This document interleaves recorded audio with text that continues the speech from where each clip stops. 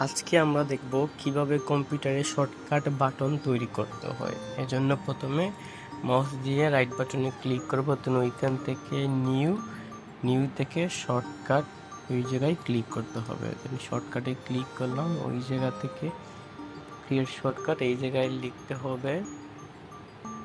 আমি লিখে দেখাচ্ছি স্লাইড টু, কোনো স্পেস দেওয়া যাবে না, স্লাইড টু শাটডাউন DOWN.EXE, এটা মাস্ট লিখতে হবে EXE। তারপর ওইখান থেকে নেক্সট দিতে হবে। দেন আমি নেক্সটে ক্লিক দিলাম।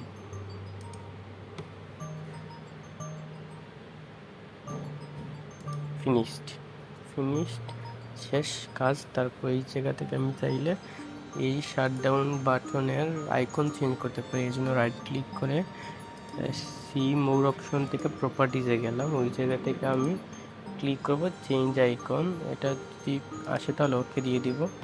দেন আইকনগুলো শো করবো, ওই জায়গা থেকে আমি এই যে দেখেন শাটডাউন আইকন, এইটা সিলেক্ট করে অ্যাপ্লাই ওকে দিয়ে দিলাম। দেন এই যে আইকনে চলে আসছে, এখন এটার উপর ডাবল ক্লিক দিলেই কম্পিউটার শাটডাউন হয়ে যাবে স্লাইড আকারে।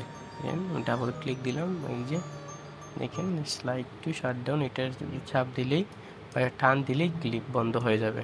ধন্যবাদ, সাথে থাকুন।